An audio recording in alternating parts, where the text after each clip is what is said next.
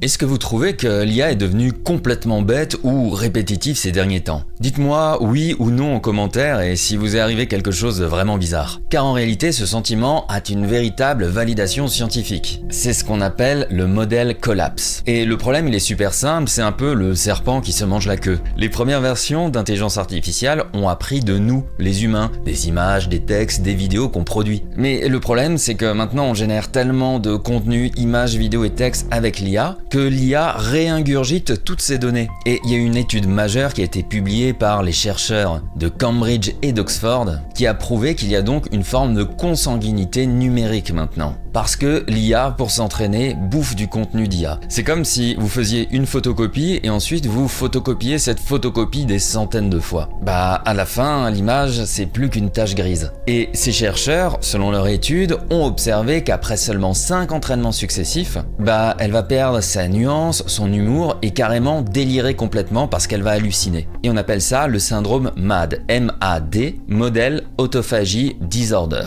Et il y a une autre expérience qui avait été menée par l'université de Rice et Stanford. Et ils ont demandé à l'IA de générer des images de visages humains et d'itérer par-dessus. Au début, c'est parfait, on demande de générer une image et après on dit régénère encore ce visage humain. Mais à la fin, les images sont devenues véritablement des monstres déformés avec des artefacts partout. Et si on ne fait rien, le contenu généré par IA qui prend le dessus sur tout Internet risque de nous créer un Internet et des réseaux sociaux qui vont devenir qu'une soupe homogène. Et du coup, la créativité humaine et le fait de savoir piloter ces IA, ça devient vraiment une ressource importante et rare. Si vous voulez le maîtriser, allez dans le lien de ma biographie ou en description. C'est là qu'on voit que même si l'IA est surpuissante, elle aura toujours besoin des humains pour évoluer.